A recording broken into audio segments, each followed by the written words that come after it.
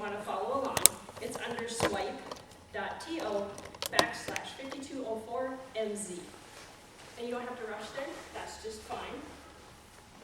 But when you get there, it'll just be the beginning of the presentation. And as I swipe through the pages, it'll actually move you forward with that. So we're going to talk about websites, video, social media, apps, and email newsletters. So what I would love and appreciate from all of you, just starting out, I'm going to just start in the front because that's where you're at. I'm a little curious to hear about what is some of my digital questions you might have. Could you repeat that site? Sure, it's right at the top of your handout. Got it, absolutely. Make sure everyone knows. So while you're getting there, how many people have a website for their business? Awesome. How many people know how to edit their website? Or have any involvement in it? That's me too. Or you hire people that do that. How many people leave reviews on Google? How many people need reviews from Google?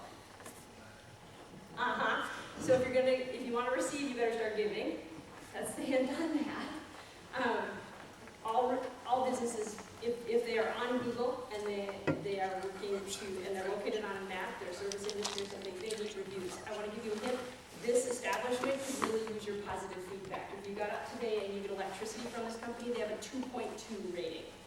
They could really use feedback from everybody in this room. If you got up, turned on your lights, and you had electricity this morning, and it came from here. Do them a favor and be like, hey, I got power and I got power. Thank you. I appreciate that. It's a pay, but I appreciate that it's on most of the time. That's not always true everywhere. So just a digital reminder about reviews. So often I hear business owners, well, I don't get any reviews. I'm like, do you give any? On a personal note, I'll give you a hint.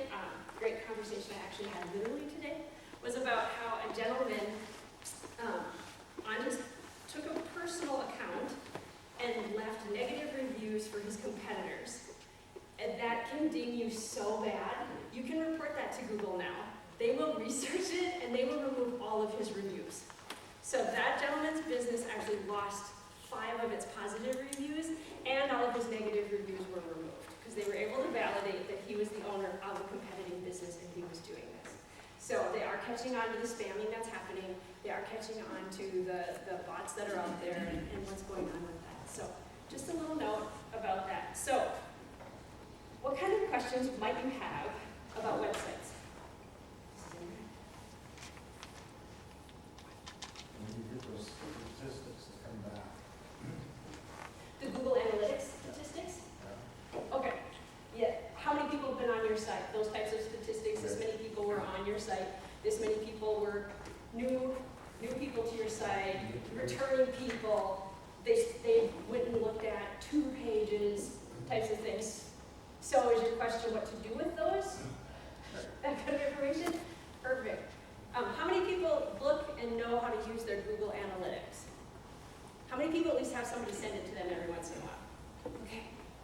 I highly recommend, it's a very easy feature. You can ask if somebody else is kind of in charge of that, you make a note, you can ask them to have that sent to you so you can have it.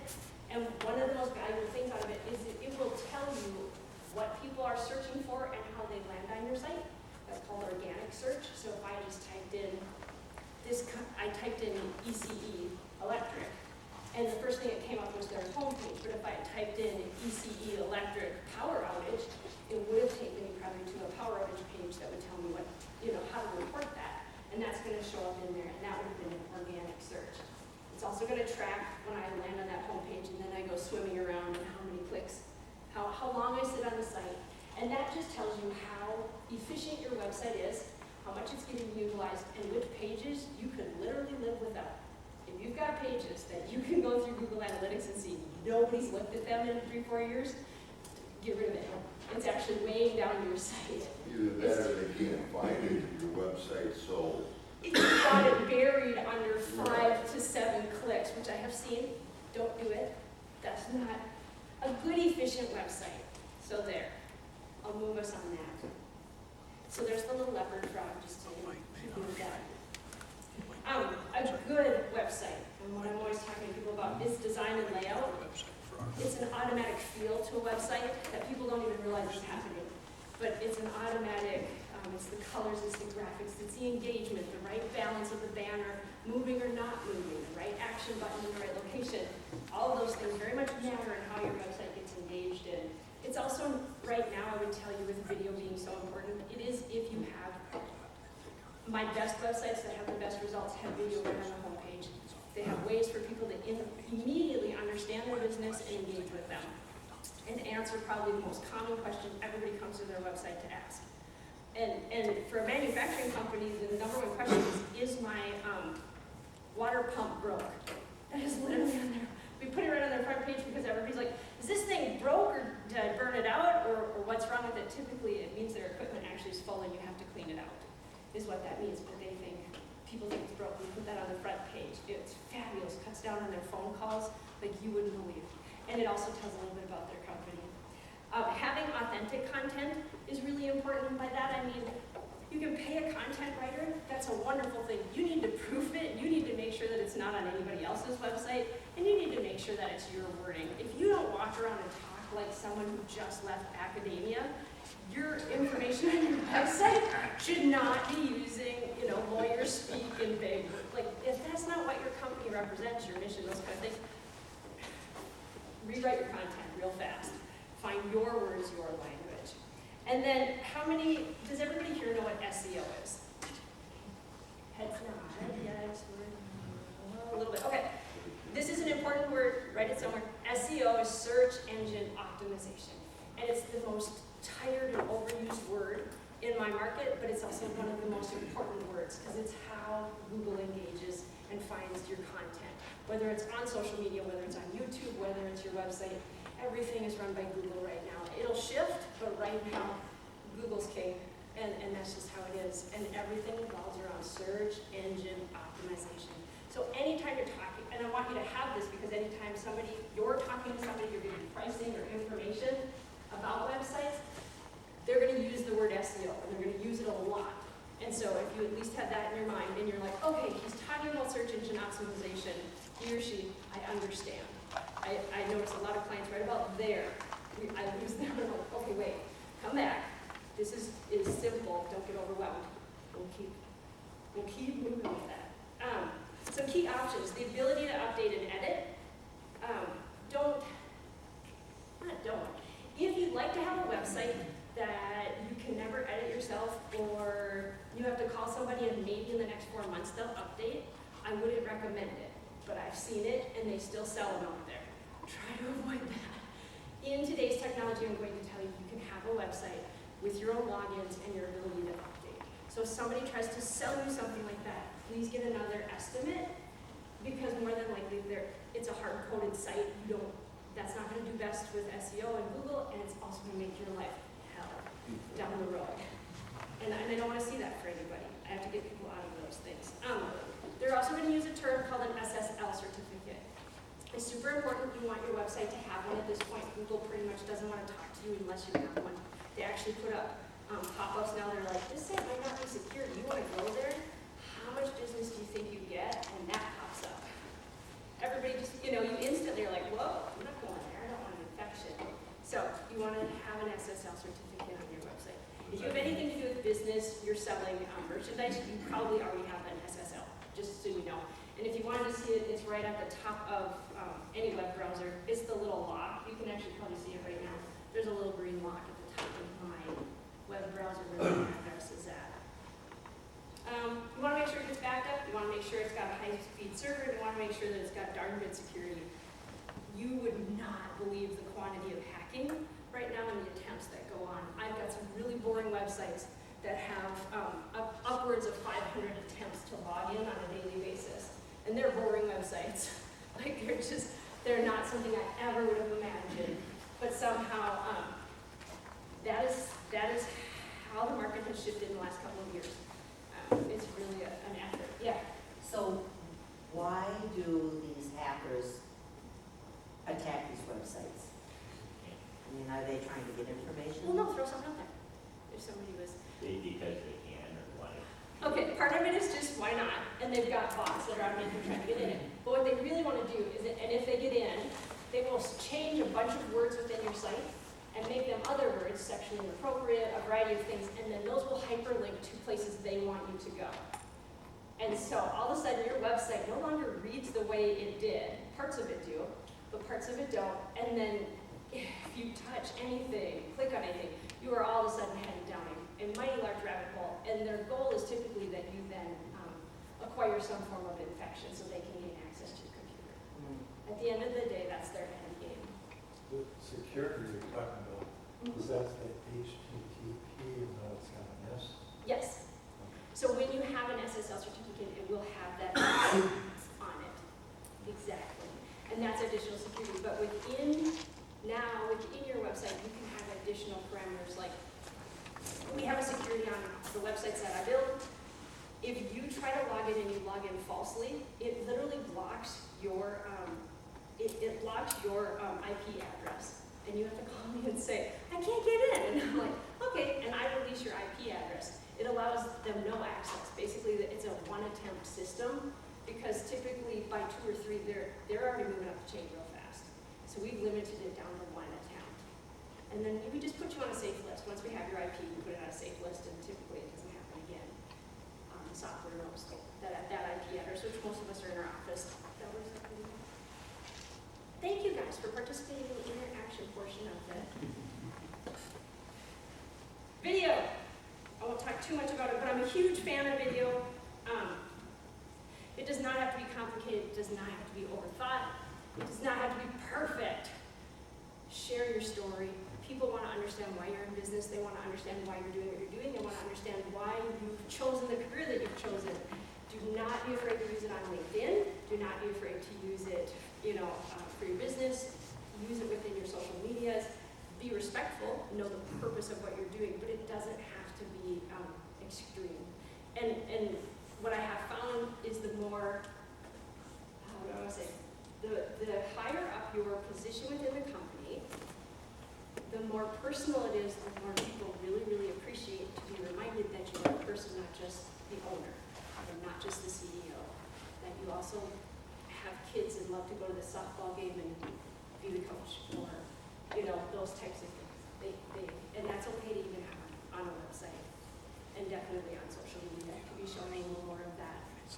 Because at the end of the day, we are people with businesses, and we want people to resonate and connect with us. And that is typically what happens. So, video tells stories in a way that words cannot. It'll get clicked more, and people will stay much longer if you've got a video and they can engage in that. 5 years ago, videos became less. It was no longer an exception. I really just encourage everybody, and anybody that builds websites with me at this point, we're always having some video. My understanding is a minute to 3 is not the max. Yes. Well, it depends on what you're doing. If we have an instructional video, people are good. But yes, if you're telling me about your company and we're on minute 2 and headed towards 3, you didn't hire a great video person because I'll cut you off by about a minute and a quarter. I'm just like, you have great things to say, but this has to be like this big, or nobody's paying attention. And really, it's the first 3 seconds, pretty much, that grabs them. So I used to have intros at the beginning of videos. Well, those were 3 to 5 seconds. Guess what? I lost them in the intro. So skip the intro. I now have to make that beginning portion of the video engaging, and then I put the intro now became the outro at the end, and then I add the website and stuff. Also, most people aren't aware of this. If you're using YouTube, you can add additional tagging at the end. It's a small little bubble. You'll notice it on some videos where it has like a little eye. You can link back over to your website. You can link people to a variety of other places, encouraging them to go watch your other videos and being a part of that. And I highly recommend, if you do have videos, setting up and utilizing the most out of your YouTube channel, which most companies aren't aware of how to really push that. Ad money spent through video right now is probably some of the best ad money utilized. Pay-per-click is so much cheaper than when we're actually paying for AdWords over just on Google. Through YouTube, we get far more hits and far more conversions for a much smaller amount of money. So it's kind of interesting how that has continued to work. Questions on video? So, Yeah, when I click on a video and it gets done, then the YouTube comes up and there's Yeah, all kinds of other YouTubes that have nothing to do with it. But I could set it up so it goes to another one of my videos. You could encourage them, and actually you can set it up. It's a paid service, but you can set it up where your next 3 best videos would show up. And that's a paid service. That is a paid service, but Okay, the little eye that comes up at the top and a little banner, that is not. That's totally free, and I always tell people when you post on YouTube, make sure you're utilizing that, encouraging people instead of the clickbait that's everywhere. Get them to possibly go to another video. And it says right on it, want to learn more, or, yeah. One other question, the pay-per-click, we've done quite a bit of that over the years. Is that the advertisement? Yes. And now, a The lot of ad on people say, YouTube well, or I'm not on- gonna look at the top 3 paid advertisements, I'm going to the first free So that's Google in- search. Right, that's in the actual search engine. YouTube, the way the ads work is they're the ads that come up and play right at the bottom and so forth. Those are much cheaper typically. And they have a decent, the pay-per-click is much less than fighting with the search portion of it. And YouTube is the second most used search engine. It is right behind Google, and they're both owned by Google. So get the power of Google. Did I say they were big? Whether we love them or not, they're here. Any other video questions? Are you all like excited about your video tonight? Who makes these videos? You do. And your Make best your own. tool is literally your cell phone. Honestly, the last couple of things that I did with people were on their cell phones. Just please really, really think hard about horizontal versus vertical. Horizontal is your best approach with it. But honestly, if you have a cell phone from the last couple of years, it's probably better than just about anything else out there and will take great video. So it does not have to be that complicated. They have amazing editing software, but you can really do a lot. And when you upload to YouTube, it allows you to cut off the beginning and end. So I tell people, don't panic, you can remove that fairly easily. So my time is almost up. I haven't talked about social media, so I want to talk about that. What kind of pressing questions do people have about social media? I really want to make sure I answer your questions. Are most of you engaged in Facebook, not engaged in Facebook? LinkedIn, how many people have a LinkedIn profile? Let me start there. That was perfect, I'm gonna use that. So, a bunch of you raised your hand, and in the back row, you commented, well, I don't use it. Yeah. Do you do business to business, or do you do business to customer sales? I do business to customer sales. Okay, then you're forgiven, and that's great. If you are doing business to business, I'm going to tell you your LinkedIn profile matters, and it matters immensely, and you can farm the hell out of LinkedIn for business. And if you're not, there are some amazing tutorials. I highly recommend Lindy. LinkedIn is even happy to teach you, if you Google it, how to utilize LinkedIn to gain more business. You can do a lot of phenomenal searching on there, but your profile also needs to look good. So don't go out saying hello to people when you left the house in your pajamas. Dress up, make your LinkedIn profile look good. Your picture should look good on there, professional, not your dog, not your best friends. It's just you, and you need to look good. And if you have a business, your business should have, and also be on LinkedIn. And even if it's customer, even if you're doing direct to customer, it should be on there just for the fact that it adds additional search engine space that will push your competition out and puts you on that page.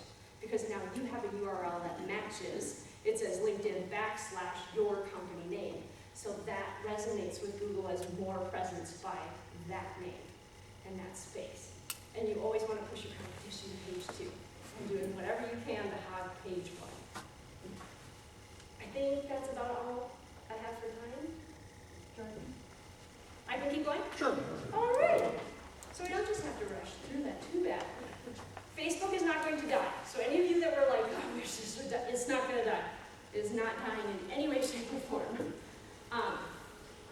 But from a business perspective, it is constantly changing. And did anybody catch the kind of recent conversation they had about how they're going to push less ads out there?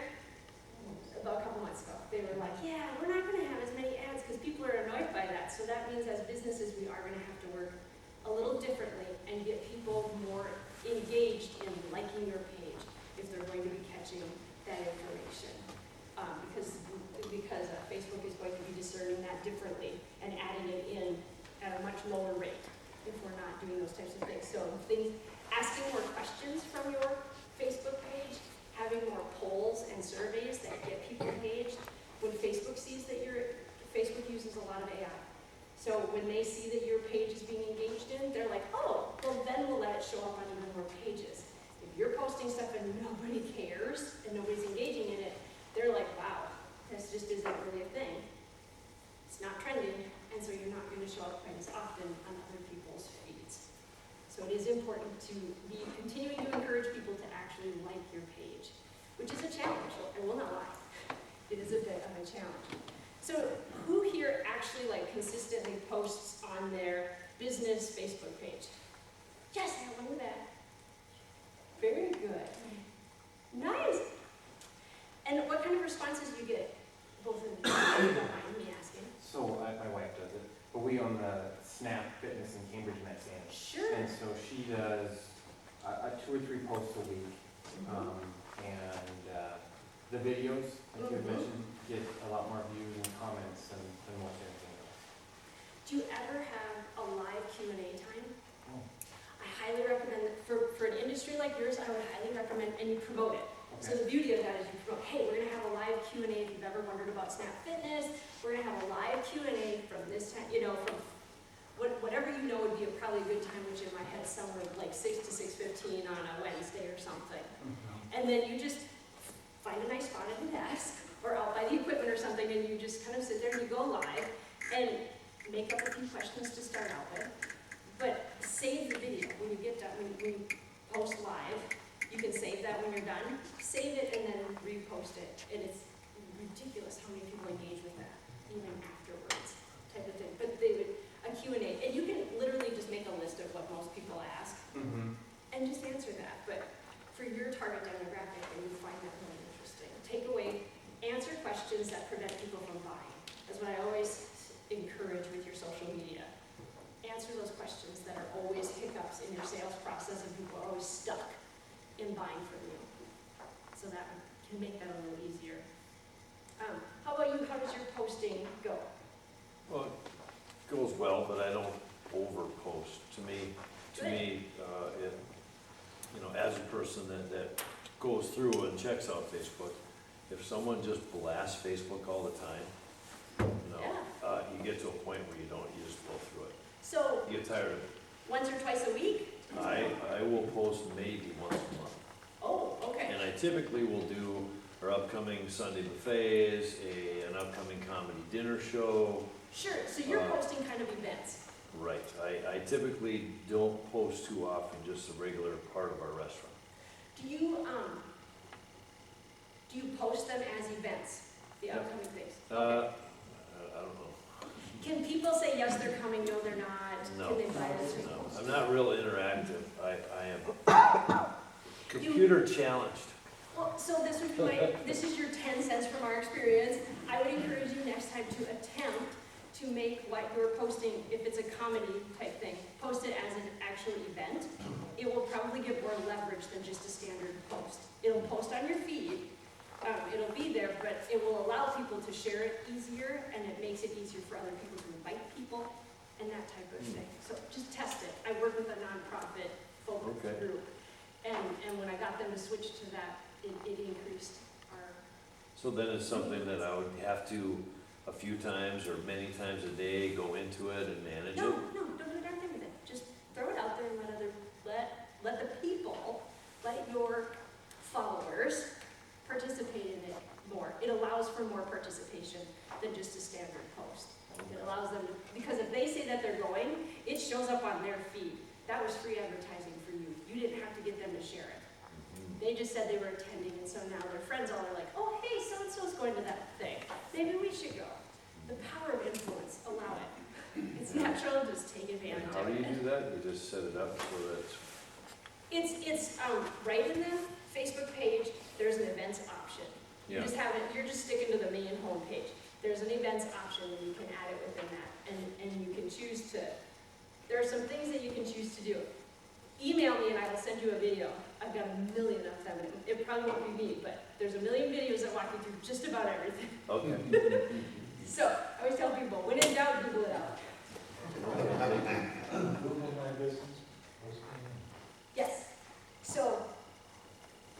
a little bit more about that. So Well, maybe- I did not get a comment on it. It's good, it's not.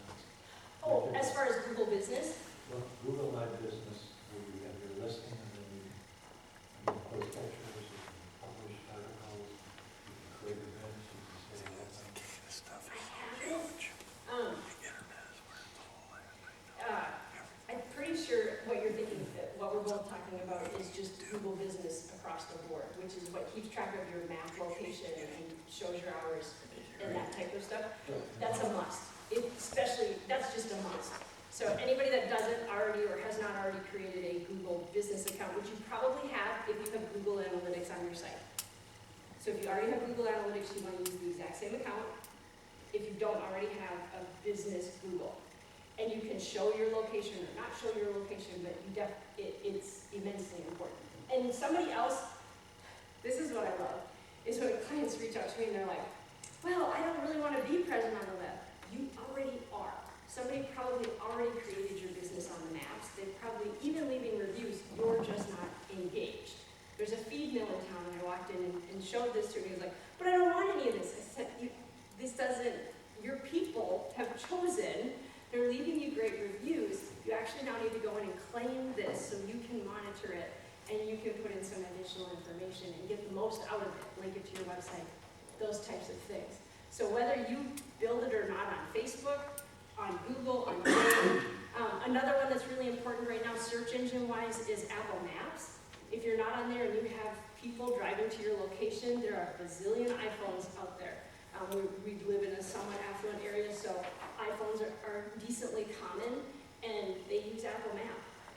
And they are not cooperating with Google much anymore. So you need to actually create your own business Apple account, and then you need to create your own business location on Apple Maps. Boosting posts on Facebook for Yes. cash. Any tips, thoughts? What are you seeing that works best? What works best is short and sweet and a GIF or a really flashy video. That's what I see working the best, is when people have things that say 2 or 3 things really fast on like a video or something, and when you boost it, you need to be thinking about time of day. Because when you kind of pay for it, it automatically starts as soon as, so I got up if I started work at 8 this morning and I'm like, oh, let's boost that. Well, I'm boosting it at 8 unless I really set the parameters high. Well, I don't want to work that hard. So I'm probably going to wait till the end of the day to say that I want to boost that, because my target demographic for, that type of video is going to be in the evening. And so I want my dollars to be, my $20 or whatever, to be best used at that time. And just get that, we always talk about this. Everybody isn't honest on Facebook. So even when you're saying my target demographic is this, this, and this, it doesn't mean that everybody registered with their name and their gender or their proper age. So even though you said I'm searching, I want to reach people 65, so forth, you're still going to miss a variety of people. And a new trend in the over 55 group is to have merged Facebook pages. So husband and wife pages makes it really hard to target market them, because now it's the his and her combo page. So that makes it a little hard, and it depends on what married couple isn't an option in Facebook. So it depends on what they chose. If the wife set it up and she's like, yeah, it's a woman and here's my birthday, or if he set it up, and I've seen that, and then it's a him and it's his birthday. So just kind of keep that in mind with your boosting and paid marketing. So awesome question, thank you. Okay, where am I at for time? I'm checking in. How about 5 more minutes? How does Okay. that sound? You cool with that? Perfect, yes, I just don't want to overstay my welcome, and I have no idea. And if people have questions, can you stick around? Oh, yeah. Awesome. Absolutely. Awesome. Always be authentic on social media. That would be my other thing. Don't BS. If you get negative comments and so forth, take a deep breath and actually ask somebody else to answer it for you. Somebody that's calmer and more rational. My husband owns a painting business, and a gentleman left just this review that I was speechless for, because my husband didn't even do the work. He got it confused with somebody else. And I just walked into a friend's office, and I'm like, I need you to figure out the response, because I'm like emotionally at 5. And she's like, oh, she read it real quick. Oh, you're just gonna say this, this, this. I'm like, oh my God, that's perfect. Email it over, and I copied and pasted. But I'm like, you know what? Everybody needs to do that. You need to detach rational and calm, just respond to that. And, yes, no. Oh, no, after Graham said that, I have a different thought. Question. Go ahead. So, what's your suggestion? I, on my personal Facebook page, like to share things for my business. Do you find that at some point, too much sharing of different stuff relating to your business, relating to your job, or, you know, your, How often do you think you throw? I would tell you it's probably a 7-to-1 ratio, would be my, do like a 7-to-1, okay. yeah, if you could scroll through and you're like, oh crap. You know, basically if your thumb did this 3 times and you've seen 2 or 3 postings in business, it's not a good day to Okay. post your business. That's pretty much what I would balance it out that way. And are you independently posting it personally, or are you sharing it over from your business? Sharing it over from the business. So like if we've got events or whatever, sharing that. Perfect. That is the perfect way to do that and maximize your business space on Facebook. So you've been getting good information, or you've taught yourself well. Very So nice. how do you get your friends to share that? Right, yeah. So yeah, so. Then you drive those people, like, that's a That's the different real thing. question. Right. No, but they still tend to see it. Yeah. Kind of playing off what you were talking about before, how often should your business be posting? I mean, every business is different, whether you're a restaurant or a car dealership or a manufacturing business, all across the board. But roughly, how often should you be posting?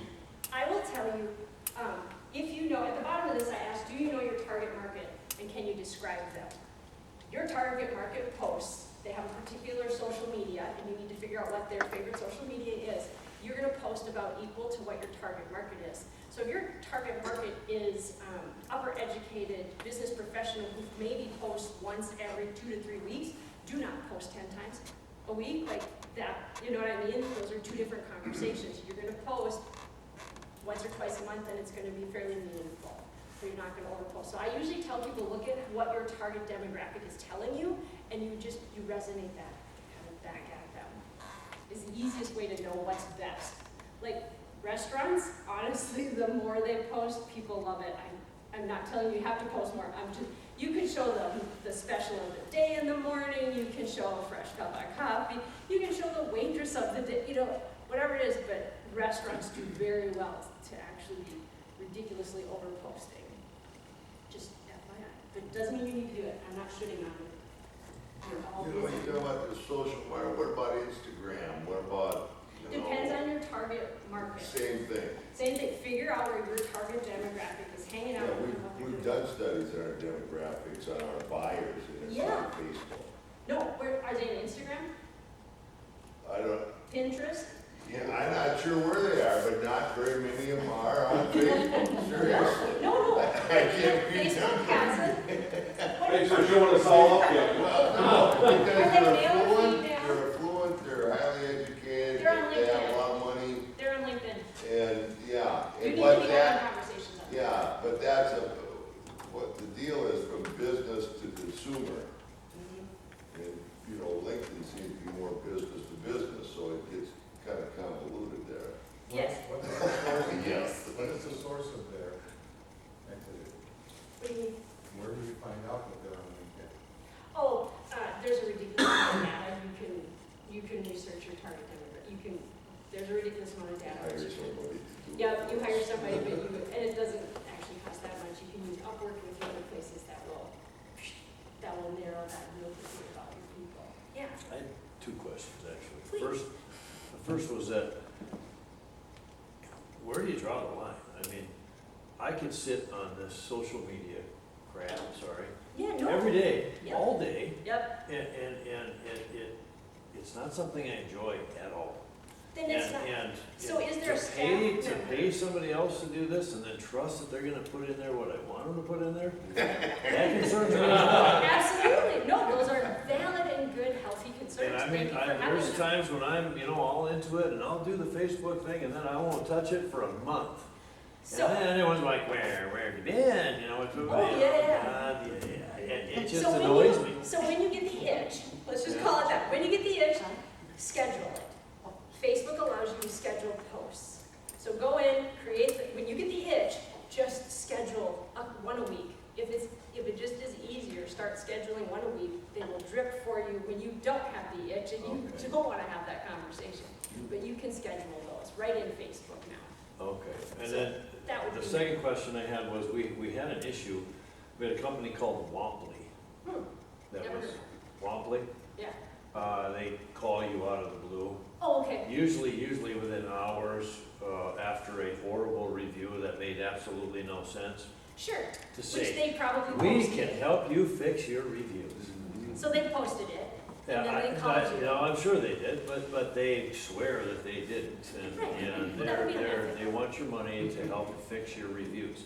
And when you're on Google, and I rely on a lot of these reviews, in a restaurant you do, and then when you get someone that gives you a 1, Yeah. and talks about, doesn't have a picture of anyone, Right, talks about something that happened at 2 o'clock in the morning, well, I'm not open at 2 o'clock in the morning, and food items that we don't even serve, yeah, or situations that would never happen in a restaurant, you know that it's a bot sticking Right. this out. and you can report that now.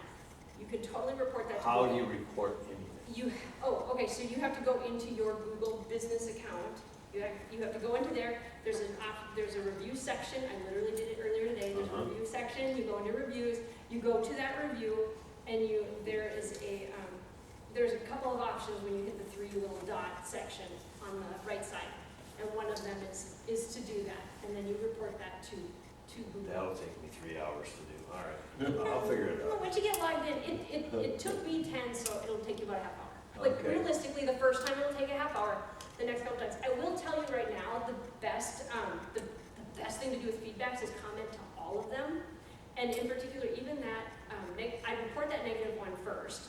That would be my first thing. But if Google doesn't take that off after a month, they're at about a month rate. So you report it and then you just gotta live with it for a little while.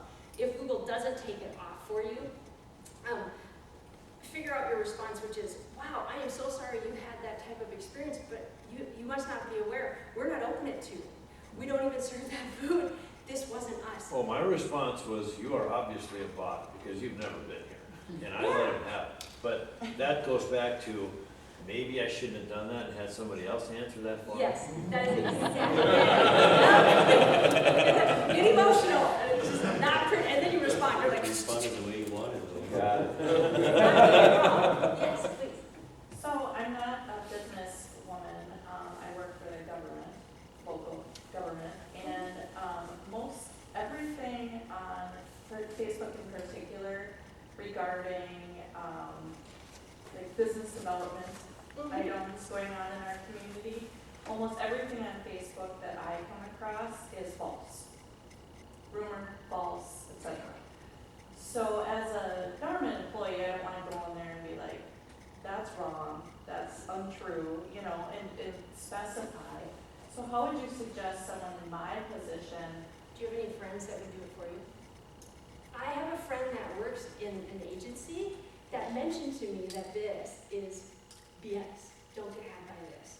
We're working, one of my volunteer projects is I work for AARP as a fraud educator. I go in and I teach people about the massive amounts of fraud. I specifically will have some of my friends point those that I have a friend who does this ARP fraud stuff, and this is a fraud. Don't get hacked by this. So they know the lingo. I send it to them, but I'm like, I need you to post this, and they're like, oh, okay. I send them to where they need to post it, and they are perfectly happy doing that for me. So that's a suggestion I would have. Brown did. They're not always the same person, so that they don't get targeted. But yeah, I kind of have a group of them that will point that out to people, which comes in handy because that's got to be frustrating for you. You know, people get hacked by that stuff. True. Yep. The problem is I don't, most of my friends per se in the community where I work are also either fellow community leaders or people in the community that would not feel comfortable going on there and. Send me something. Okay. Seriously. Just create an account like Rural Gal. I have a friend who works for the government, and this is totally bogus. No, she never wants her IP associated with it. She's just going to email me one time. I never thought of doing that. Yeah, just- But- Well, and guess what? You just shared that story in a room full of new people who are now your applicants also. They just heard me explain that, so more than likely, a few of them might. A few of them will probably step up and also support you. in Now I can't use a burrow gal. No, that's fine, Well, the last thing I was going to leave you with was just talking about email marketing. And I know a lot of people kind of run from it. It's not nearly as complicated as you think. And I highly recommend that if you have any form of customer database, have a conversation with them at least quarterly.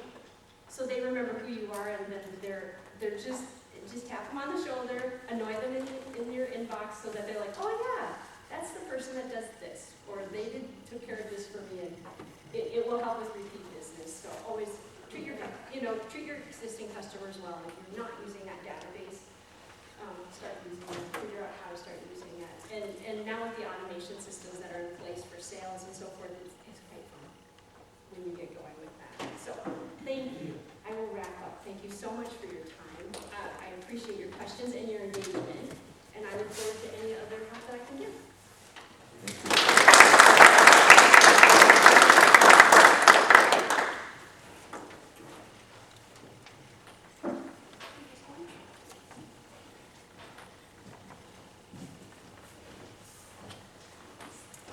Thanks, Joy and Gina. That was really interesting, and it's great to see everybody get involved and participate and ask questions.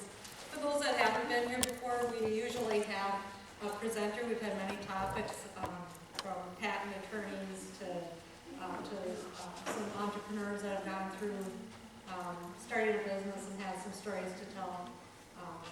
Can't even think of the other ones we've had now, but we'll usually do a presentation of some sort, and then we'll move into a business owner that's been in business for a while that will tell us how they got into business, what drives them, what are some of the obstacles that they've been through. And they tend to be very inspiring. I really enjoy this part as well. So today we have one of the Entrepreneur and Inventors Club board members from Pine County. We have Kevin Anderson. I'll just read his bio to you. Kevin Anderson is president of DACA Corporation in Pine City, founded by Kevin in 1977. DACA is probably best known for their high-quality aluminum docks and boat lifts.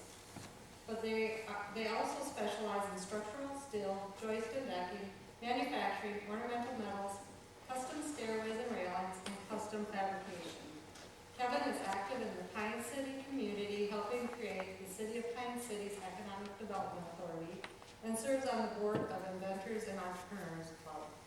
Welcome, Kevin.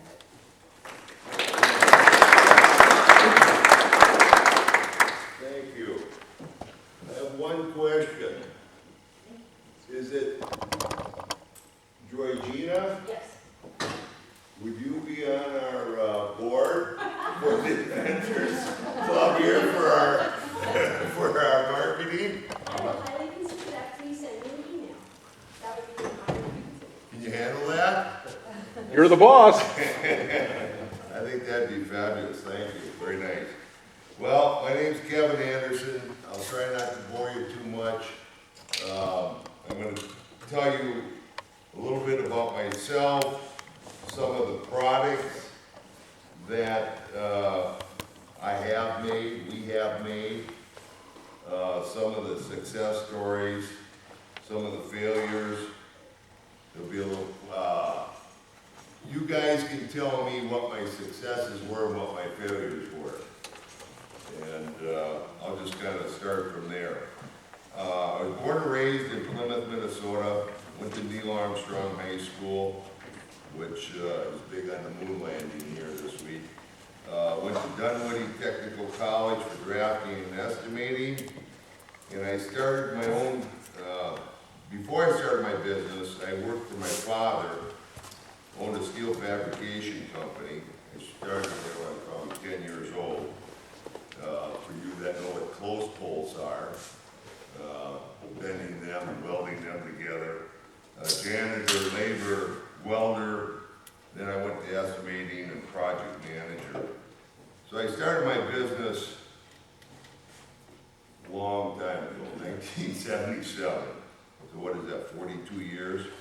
I was all 24 years old, and I started down in what I call the 2nd Street, down in the steel junkyard area down in Minneapolis, in a pole shed down there.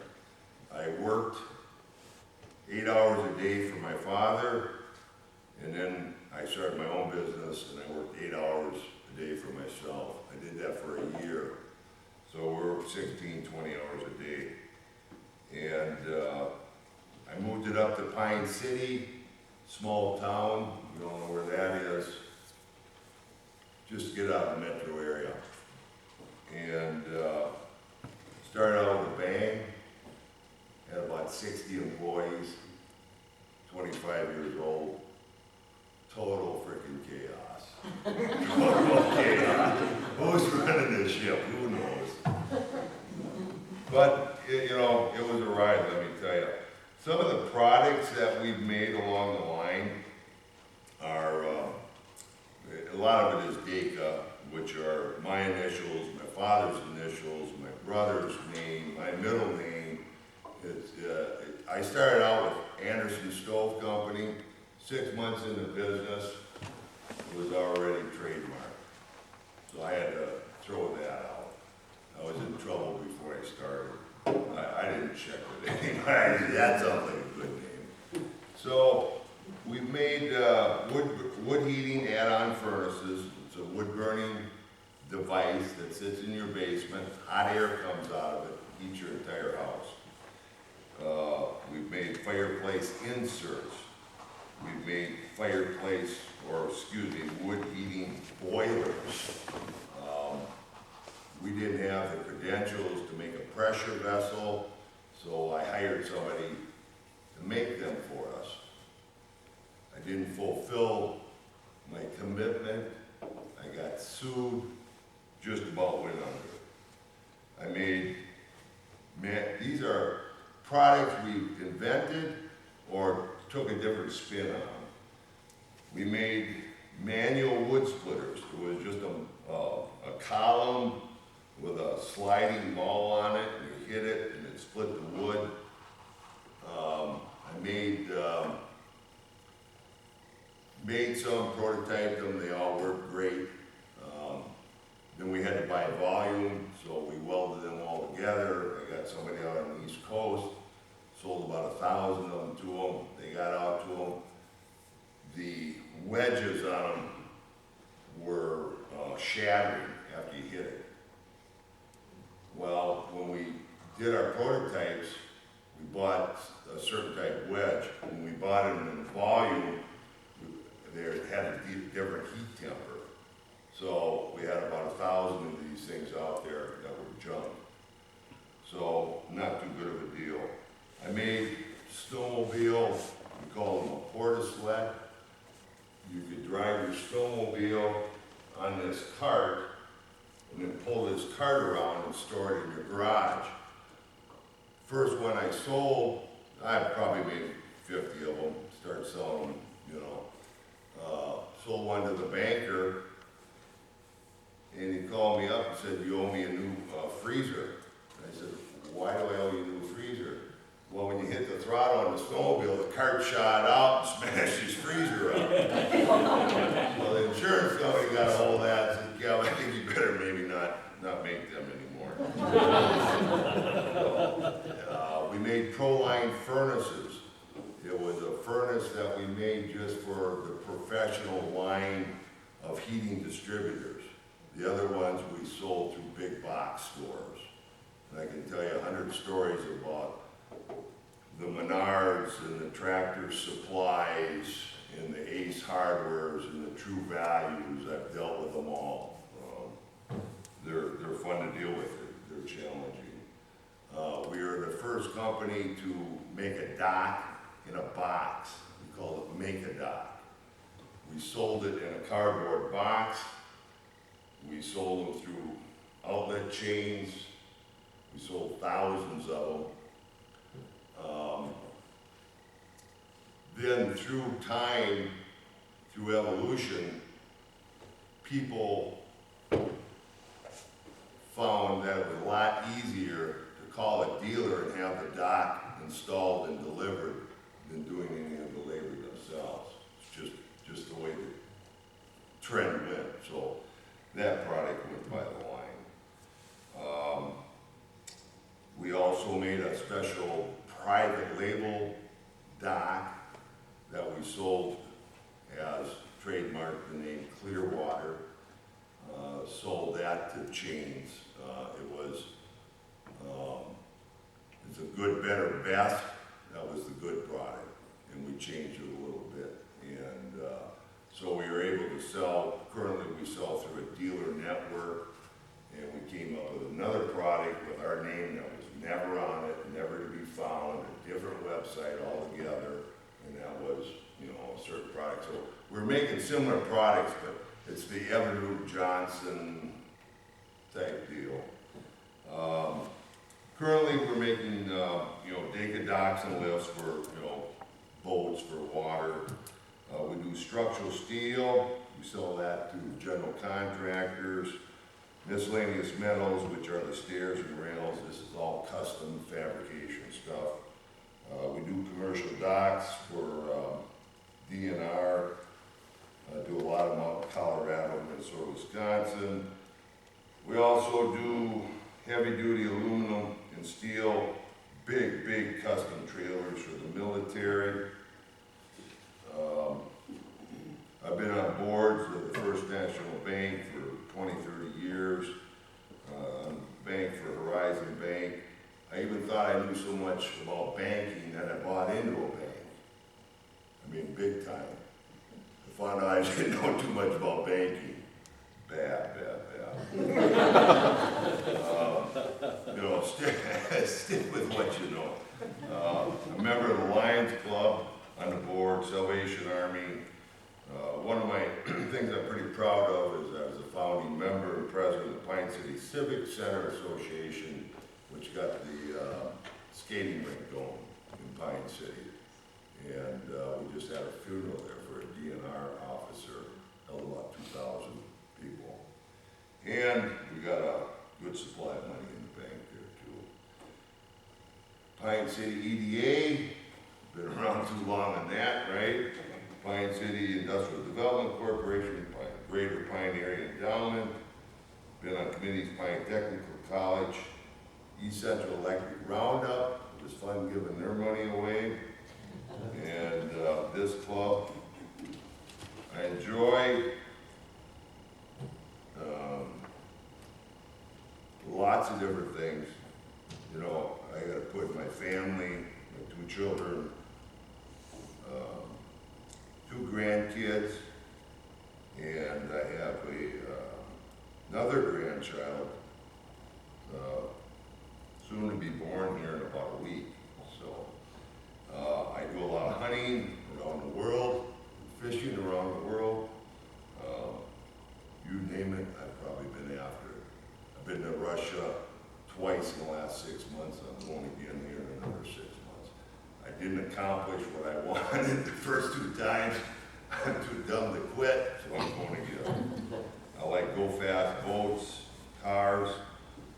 And if I had to give some advice for the entrepreneur that wants to get into business himself, it takes a lot of tenacity, never give up. It takes just plain, simple, hard work ethic. Hang around, be around good, successful people. Hang around the winners. Know when to ask for help. Honest integrity and loyalty. That's my story. Any questions? Yeah. I'm very impressed by the fact that you were willing to call things a failure, or to say, oh, this isn't gonna work out, but I see that as a struggle for entrepreneurs. Is that just part of your personality? You were like, oh, not married to a particular product or something and able to walk away? Yeah, and it is very hard because you have your heart and soul in that. Yeah. And when things aren't working, how much money or how much time are you gonna give something that I think is the greatest thing and it's not selling, or its time has come and it's passed. And you gotta move on and reinvent yourself, reinvent the company. I'm curious, did you wait too long, like with the boxed dock? I'm just picking. Yeah, you know, some of them, I probably hung around too long. Other ones, other products, the Clearwater dock was about a 3-year deal. We made lots of them, we sold lots of them, but its time came and went. And then some competition got into it, they took the prices to the floor, and I said, I don't need it. We made a All-Star cart, it was a 2-wheel garden cart. We didn't invent this stuff, but there was a time for it. That's when people were making their own, they'd go to the store and they'd buy all the parts and put this kit together, I don't know if people still do that, I guess they had decks on it or something, but it's just easier to go buy a 2-wheel cart all made now. And what forced us out of that was we had a price based on our raw materials. The buyers outsourced it to China. They came out with a retail selling price of what we were paying for the material. So I didn't have any choice to get it. I just got out of the business. That's it. It's over with. So,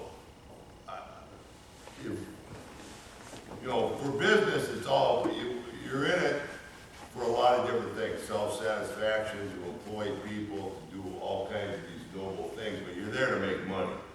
And if you can't make money, then you either better figure out a way to make money or get the hell out of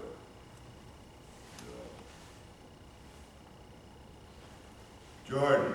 You talk about you were a 20-something-year-old kid when you drove up from the cities to Pine City, started from scratch or close to it.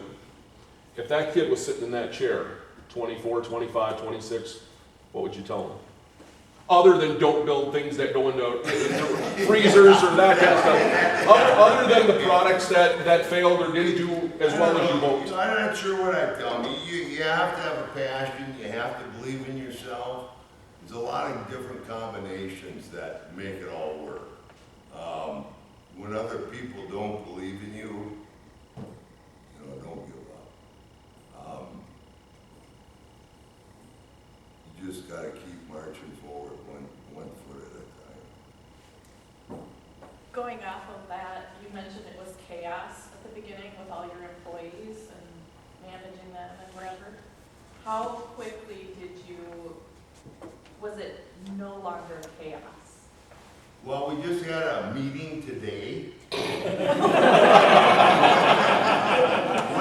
with 12 employees out of our 30 or whatever. It's still chaos. I mean, maybe that's my style. I'm not sure. It's organized chaos. Before it was just chaos. It's just hard to get things fine-tuned. Things change all the time. I mean, this IT marketing, I mean, it's complicated. It's easy, but it's complicated. I want to hire you. I want you to do this for me. But is it in the budget? Can we afford it? How much do we do? How much don't we do? Yeah. What's your opinion on succession planning or exit planning? Well, I was just talking to, I like to call her Miss Raven, but it's Miss Lyla. And my son is now 26% owner of Dacre Corporation. And we've been doing this. He started working for us 17 years ago. And it was a dream that he would eventually come into it. It's also a dream that my daughter would too. But she likes condos in Minneapolis and working for Wells Fargo. I'm not happy about that, but God bless her. And so yeah, succession planning is not easy. It's a lot of difficult steps. And how do I treat If I have 2 children, how do I treat them all fair? I mean, you create these little monsters, you know, once you get where you think you wanna be, you create a monster, now what? And so succession planning is really important. I've spent a lot of money on it, and I'm not convinced I'm doing it right yet. But we're moving forward. So as a young man, you decided to head off from the cities and you landed in Pine City. Why? Relatives? Well, I had an opportunity to work for my dad and probably do some succession with him and own it. We didn't get along.